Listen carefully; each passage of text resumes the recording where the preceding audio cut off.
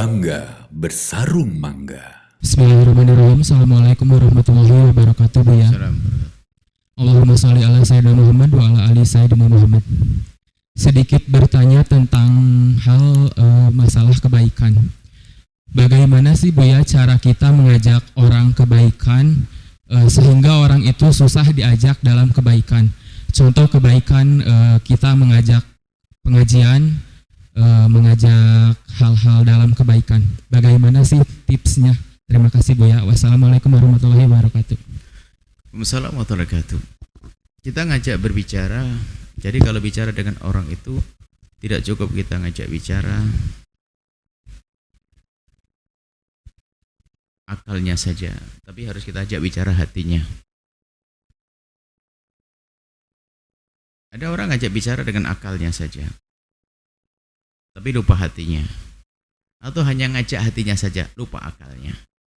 Jadi kalau kita ingin berbicara kepada seseorang itu juga difahami oleh akalnya, tapi juga jangan lupa caranya menyentuh hati dong. Harus seperti itu. Sholat. Bener, tapi gak enak, gak menyentuh hati.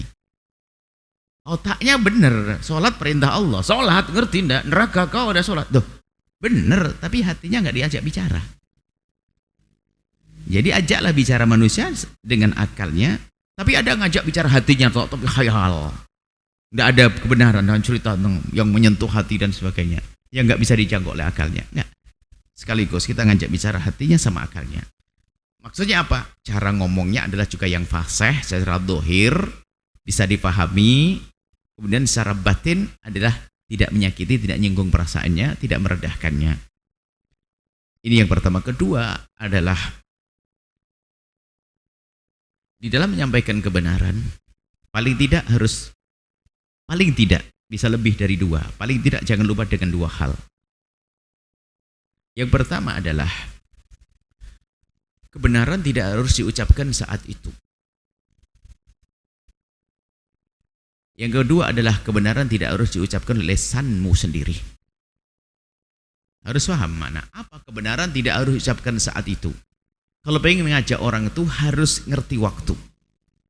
Kalau kita ingin ngajak pengajian hari Selasa begini ini, jangan hari ini diajak. Barangkali dia belum siap dan sebagainya.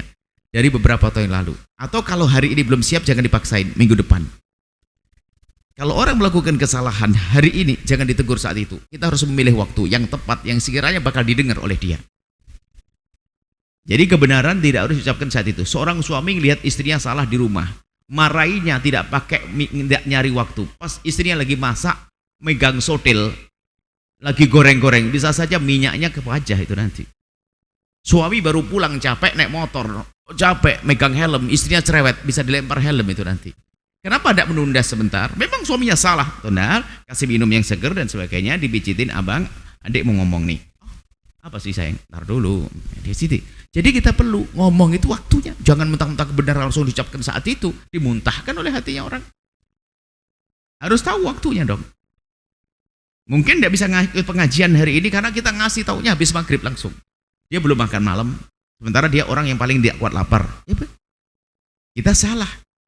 Semuanya harus kita rencanakan kapan kita akan menyampaikan kebenaran yang kita berikan atau melarang kebatilan yang saat ini harus dihindari. Pertama. Yang kedua adalah kebenaran tidak harus diucapkan oleh lisanmu sendiri. Jangan sok. Artinya itu siapa yang akan kita kasih tahu. Bisa kita mentolong dengan orang lain.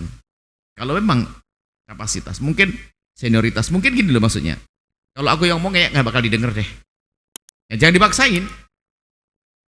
Sok mentang-mentang dakwah, yang penting Allah yang menyampaikan. Ya tapi kan ada perhitungannya dong. Anda siapa ini? Dia punya pangkat tinggi dalam sebuah tatanan kehidupan. Lah kita orang kecil, mau nasihati dia, lucu. Ditertawai siapa kamu? Kan begitu. Jadi kebenaran tidak harus diucapkan oleh lisanmu sendiri. Akan tapi bisa saja melalui orang lain. Atau tidak dengan lisanmu tapi dengan catatan kasih. Kirim surat yang baik. Assalamualaikum ya akhi, gimana kabar, baik, lagi ngapain? Semoga senggang nih. Kalau Selasa jangan lupa doain. Saya mau berangkat nih pertama. Doain biar saya istiqomah. Nanti setelah ada kabar gembira, kasih kabar ini. Pakai surat dulu. Atau ngajak pakai surat. surat cinta, surat kebaikan. Ini diantaranya sama. Seorang suami, seorang istri kalau ngingetin suami hati-hati. Jangan langsung, abang nggak boleh begitu, nggak boleh bang, haram, dosa neraka. Diam kau, mau tinggal makan aja. Nah gituin. Akan tapi ada assalamualaikum abang tercinta, kasihku, hatiku, kehidupanku, mas mesta, dan sudah. Ngomong ini mau ngomong apa sih? Abang, adik mau ngomong di sini. Kalau salah, adik mohon maaf dan seterusnya. Kalau benar, semoga ini adalah bermanfaat untuk kita semuanya. Abang, saya dengar abang katanya kerjanya adalah di tempat begini-begini. Abang kalau marah, jangan lanjutin dulu deh. Pakai gambar love 16. Maksudnya ada caranya. Semuanya ada. Nanti suami itu mau marah, lihat istrinya nggak ada. Mau marah, senyum. Marah, senyum. Marah, senyum. Ini berlaku dalam segala kehidupan. Orang kadang sok dalam menyampaikan. Mentang-mentang congkak. Sholat-sholat. Apalagi dengan gayanya seolah dia sudah ahli ibadah punya surga. Enak orang lihatnya. Nggak sendiri. Nah, gitu. Itu seperti itu ya. Baik, ini anak muda yang semangat untuk mengajak teman-temannya. Paling tidak dengan 3 hal yang Buya sampaikan tadi ya. Yang pertama adalah ajak bicara akal dan hatinya. Yang kedua adalah di saat engkau menyampaikan kebenaran tidak harus diucapkan saat itu. Kemudian yang satu lagi adalah kebenaran tidak harus diucapkan oleh lisanmu sendiri. Itu cara-cara untuk menyampaikan kebenaran. Wallahu a'lam bishawab.